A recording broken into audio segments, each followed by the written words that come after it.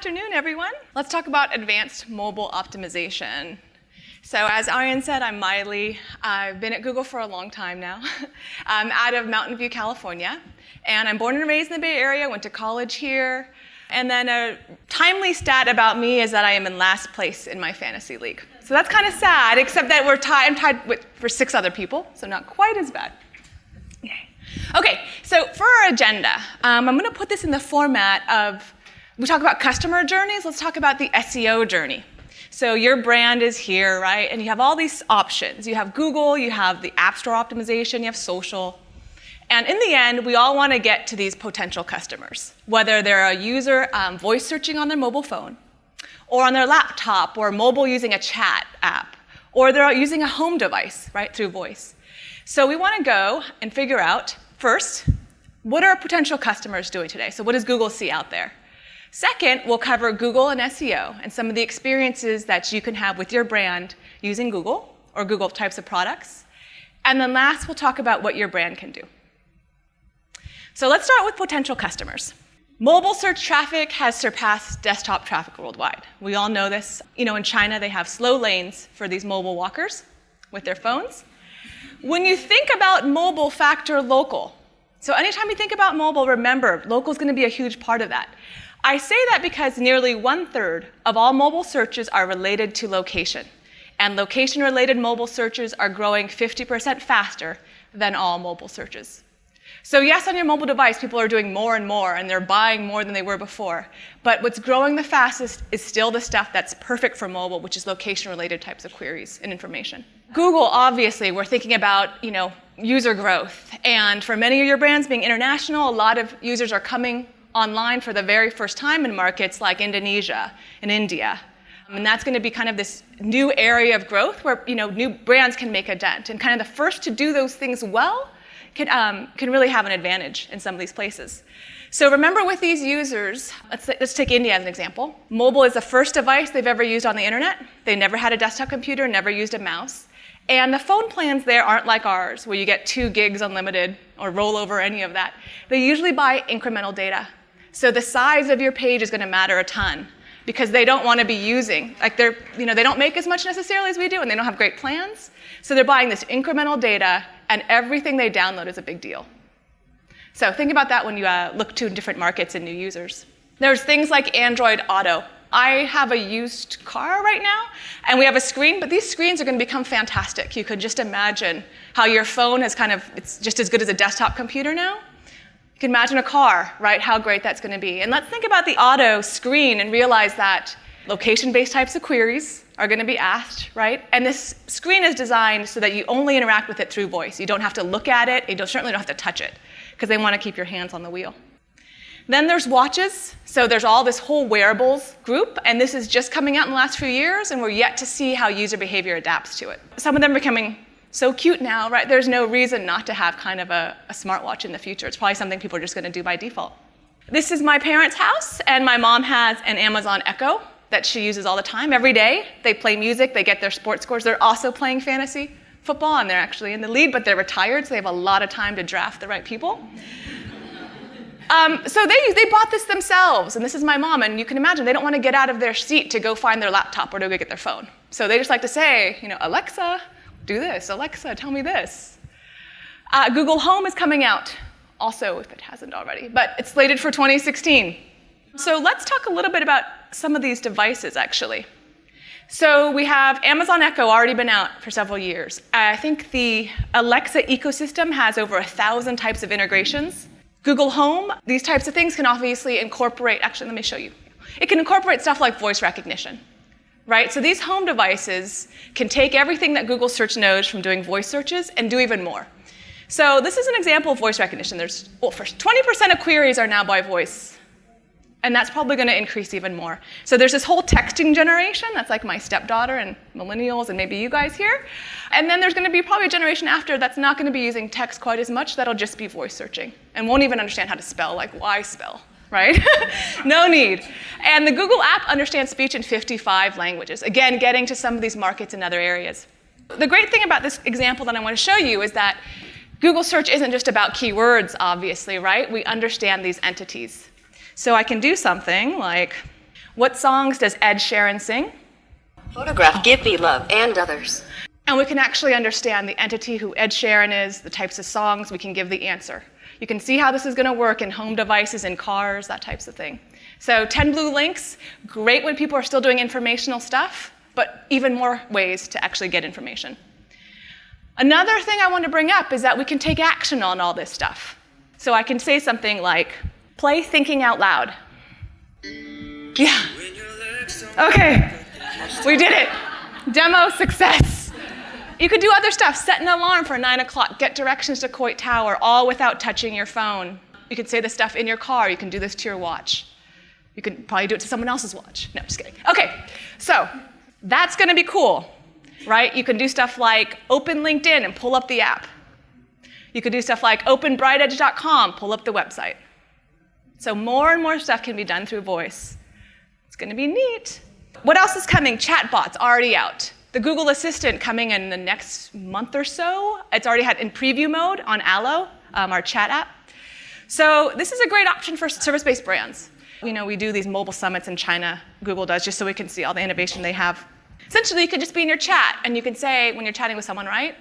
Let's get me a reservation for 2 for dinner. You know, book me a haircut. You can just do this through your chat app as you're just chatting. So other ways to interact with your brands. Chatbots. Facebook says they already have hundreds of thousands of chatbot integrations. So again, it's coming. It might not be completely here yet, but it's clearly in the works. And it clearly is meeting the ways that users are already interacting with their phones. So Carl Honore says essentially what we all know. We used to dial, now we speed dial. We used to date, now we speed date. Everything is getting faster. We can see this in how it affects and impacts your site. This is Soasta's graph on conversion rate versus load time. This line is showing conversion rate as time increases.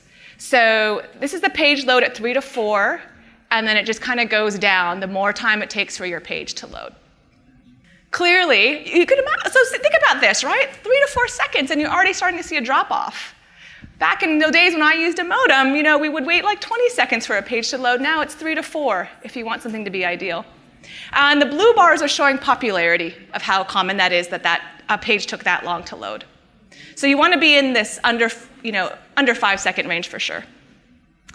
If you have more of a content type site, then you might be wondering more about bounce rate.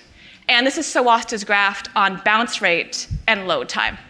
So here it comes down. Your bounce rate is the lowest, right, when you stay pretty much under 3 seconds and starts to increase after that. Now it's higher up here at these under 1 and 2 seconds. I believe because Soasta believes it's because people are clicking the wrong thing, so they're just automatically bouncing once they don't see the right thing. But again, this is all about speed. This is just the user expectations for speed. Death to bullshit. Now what we see, we've talked about users and what they want. We know they want speed. So you turn the bullshit on, like you know, gives you all these things. Like us on Facebook if you think racism is bad. Right? And then you have to hit like. And then you say, close this window, I'm a racist. Okay. And then it's like, wow, okay, I can't believe you're brazen enough to actually, and it keeps giving you these pop-ups. And what's funny about this is that it's pretty true. Because user expectations are getting savvier and savvier, but a lot of times what we're doing with marketing is just kind of trying to throw it in their faces. Like, we're not getting savvier and savvier, right? We're just trying to actually interrupt them. So what he says, the author, is that respect people in their time. Create genuinely useful things. And this is stuff we know, but it's only becoming more and more important today because the user expectations are becoming higher and higher. Luckily, there are some things that are going to remain constant, right? This isn't 100%, but this is what I believe to be true. Customers are only going to be more connected online, not less. They want minimal friction. So they want a fast, seamless experience, right? Things to load quickly. And they want increased utility. They want it to be entertaining or personalized, secure, and or informative. Again, that bar is getting higher and higher. So there's all this stuff changing, but I think we can count on these.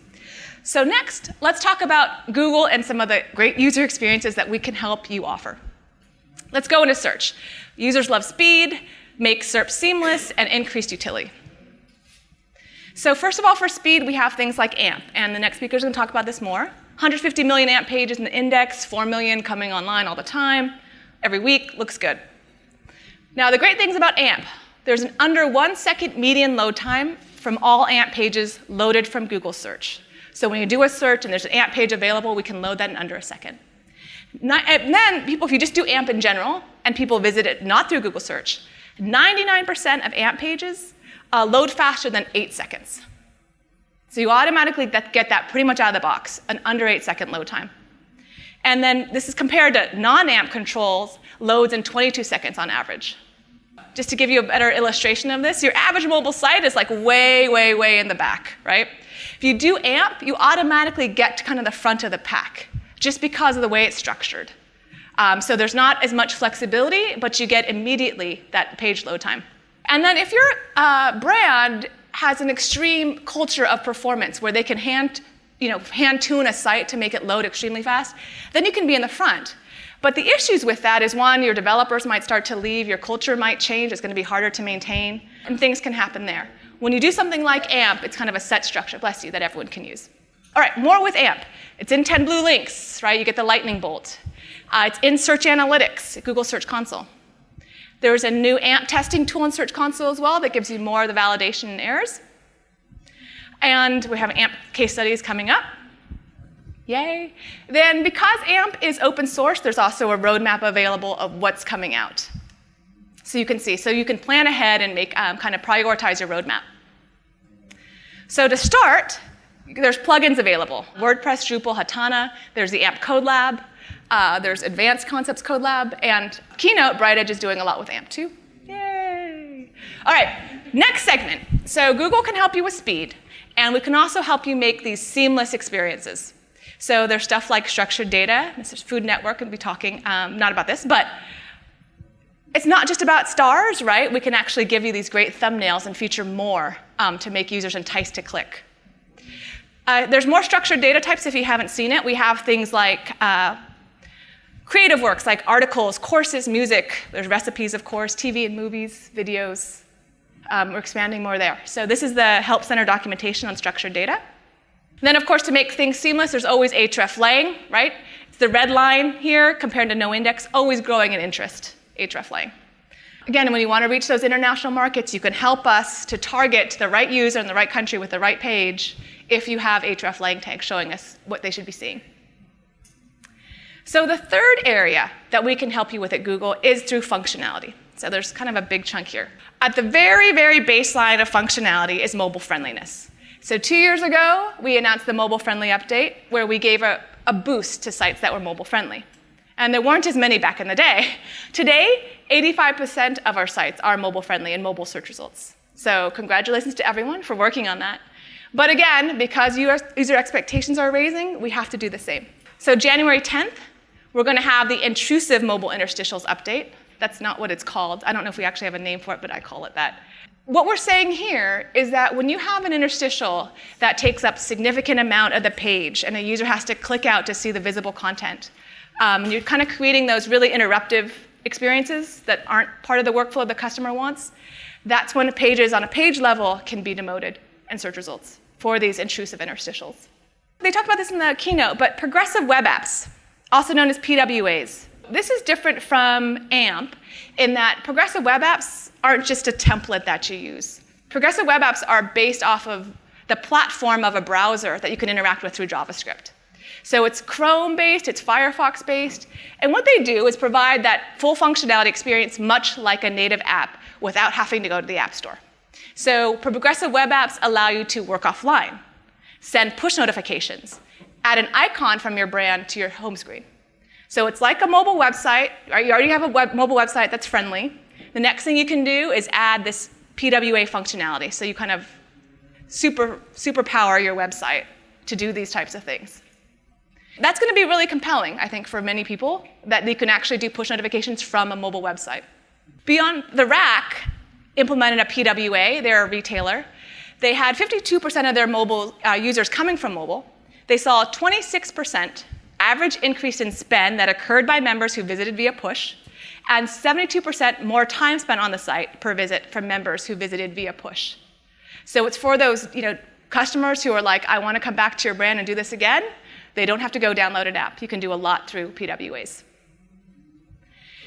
Another one that Aryan wanted me to bring up, and I need to just give this caveat here about this mobile index slide, which is that Feel free to talk about this with each other, and when you go back to your companies, you can talk about it there, but please don't tweet or write anything publicly about this, because I'm not approved to talk about it. I didn't ask, but because I don't want to go back and forth and then get denied. But the cat's already out of the bag. So Gary, my colleague, talked about it at PubCon. So let me just say this. So we're going to say a few things. But again, talk to each other. Don't talk to the press or put anything publicly. All right, mobile index. It's still an index of web and apps just as we had before, right? We still have multiple Googlebots. The smartphone Googlebot. We have the regular desktop. We have Googlebot for images, blah, blah, blah, blah, blah. All that's going to stay the same. But because we know mobile searchers want the freshest, most accurate content, we're going to start making the mobile version the primary version in our index. So right now, desktop is often our canonical, but mobile will be moving forward. All right, so what are the implications? Implications are, if you're doing responsive, so your mobile and your desktop are already exactly the same content-wise, et cetera, then you're totally fine, right? There's going to be no changes. And let me just say from our standpoint, we're not trying to have changes. We're not like, well, this is going to make everyone have to do this, and we're going to, not at all. We want to keep the experience still great for searchers, but because we know that there's more mobile searchers, and they want to have indexed all the right information they're going to see, it behooves us to actually become more mobile first this way. So if you're doing responsive, you're fine. If you have a site that has significantly less information on the mobile site, your mobile version, than your desktop, then you might want to start rethinking that. We're not trying to stun anyone or drastically change anything, but this will be announced pretty soon. That's why I'm not supposed to be talking about it, because you'll see the official announcement. But that's what I have to say. I think a big thing, again, don't talk about this, is structured data. For sites that do most of their structured data only in their desktop version, that's something to think about, is like, hey, mobile's going to matter. Another thing is HTTPS. Because we talked about the push notifications, we talked about AMP, all this cool functionality, all this stuff is only going to require secure connection in many cases. It's a requirement for PWAs, and much of the AMP functionality require HTTPS. And you can imagine there's no user who's ever going to say, I would love this site, but I wish it were insecure. I wish I could have a man-in-the-middle attack, right? So again, think about that with your brands as well, that you're not doing it for a ranking boost, you're doing it because this is the way the web and users are moving. And if we want to kind of go with this advanced functionality moving forward, this is one of those steps we need to take. So last, let's talk about how your brand can evolve. So we talked about users constantly changing, technology changing. We've talked about Google and all the plethora of options that we have out there, but not all, I just talked about like a handful. So what should your brand do? There's lots of options, as we know. My first thing I would say for every brand out there is to become technically agile. So keep paying off your technical debt, because you're going to need to be able to iterate, right? This is just today's options at the end of 2016. 6 months from now, a year from now, there's going to be even more going on. So it's not just about implementing the newest, latest thing. It's about being a more agile company that can shift when needed. Your back end should have the ability to implement AMP if you think it's valuable, PWAs, add markup, migrate to HTTPS, incorporate other technologies like the chatbots or Google Assistant. All right, if you have that brand that you're like, this would be perfect to interact through chat or through voice, then you want to be out there. With many of these screens, there's not going to be a chance for 10 spaces, right? When you think about voice, when you think about chat, it's going to be pretty limited. You want to be in that small select group that can really make a difference. My second takeaway is to keep the target personas top of mind and avoid distractions. So as you see all this stuff coming out, super cool. It always comes back to what your customer wants. Always, always, always. Chris Goward, the founder and CEO of Wider Funnel, had this great slide that I'm using. In the green circle, you have your prospects' desires. What your customers want is all the green stuff, right? Your competitors' features overlap with some of that, and your features overlap with some of that. Now, your points of parity are the intersection, the union with your competitor. Your points of difference, right, are the parts that you give your customer that they can't deliver, that your competitors don't.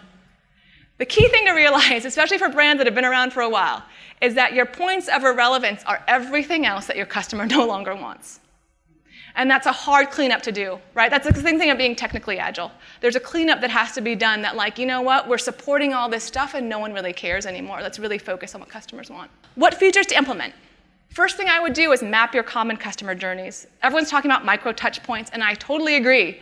But if you just take one customer journey and look at it, then a customer can come in at any of those touch points and have a great experience. I'll show more about this. Find commonalities in your customers' needs. Determine where your brand is falling short. So if your customers would want to see ratings, then think about schema. If there's a barrier to download app, but you're like, these notifications would be great, think PWA. And then you just calculate the ROI from the various options, and then simple thing of implement, iterate. Okay, so let's take an example. So this looks like me, kind of, several years ago. I had strolling, but this wasn't supposed to be me. Oh, I've never worn a blazer. This is not like me. Okay. Healthy, let's say I'm a brand. I have a site called Healthy Lady All the Way, and .com. And I'm focused on women's health from a holistic and realistic perspective. I'm like, this is my differentiator, right? I'm not about the ideal woman, I'm about being real. And I could say this persona, to say she's female, she's age 40, she exercises twice a week, her goal is to stay fit, but the activity is she wants to decide whether or not to become vegetarian. And if you're like me, you think about this often right before you eat a hamburger. I really wish I could be vegetarian. But let's take this idea. That's her activity. She wants to know she should be vegetarian. So I map this stuff out, right? I take a task. So that's the activity. Task 1. She searches on Google for how to decide to be vegetarian. Her intent is she wants to know the cost-benefit, if there's risk for being female, location, time of day, what device is she using. And then I think about the content and user experience. I want to make sure that the article maybe shows the date so she knows it's current. Then next thing could be she clicks to my website, right? And she wants to hear advice from someone like her. So then I think, okay, she's looking for information related to her testimonials. She wants to scan and read this stuff quickly. I had to think about speed. Then you can go back. So you map your customer journeys. You find commonalities in their needs, like they land on page and they want to scroll quickly. They want testimonials. And then you can determine where your brand is falling short. I need to deliver content fast, so I'm going to prioritize AMP. I'm thinking about highlighting testimonials. Let me go talk to the content team. That's really what the users want. And next, you can calculate the ROI. We have some case studies coming. There's also some existing ones. Washington Post has an AMP case study about what they saw an increase in mobile search users returning. Sowasta has the decreases in bounce rate, right? So you could say, okay, I mapped these customer journeys. Here's what they need. I'm going to use some of these case studies to determine which options would be the best for my team. So this is kind of a lot to take in, but what I want to remind you is that you've been through this before. So you roll back like 4 years ago, 3 years ago, and the question back then wasn't just a mobile-friendly website. It was, do I invest in a native app because that has great conversion and look at all the time people spend in apps, or do I invest in my mobile website? That was, I don't know if you remember this, that was really a big question coming on. But the fact of the matter is when you look at your customer, hey, even it might have a great conversion rate on my native app, customers weren't necessarily willing to go do that. I might want that, but that's not what they're willing to do. So we found out 4 years ago that only relationship-minded customers who wanted additional functionality are willing to disrupt their workflow to install a native app. So it's great that native apps exist, but it's all about what the customer is willing to do the entire time. Unless you're like an app-first company. There's exceptions, but for many brands, it's going to go this way. I know this is hard because it's changing so quickly. The Harvard Business Review has just 2 months ago their cover stories. What does your customer really want, right? So it is cutting edge, even though it's so basic. It still is. Let me end with a few things. So let me end with this, is that BrightEdge, they talked about some of this, but 80% of B2C content and 50% of B2B content is never engaged with. On average, only 33% of content is engaged with on mobile and only 47% on desktop. So before you go creating anything, before you go implementing a PWA or AMP, which they're all terrific things, or hreflang, it gets back to what is your common customer journey and what are they actually going to want. So the takeaways again. Become technically agile, right? Pay off your technical debt this whole time, Keep it in the background. And then keep your target personas top of mind. So thank you so much for your time.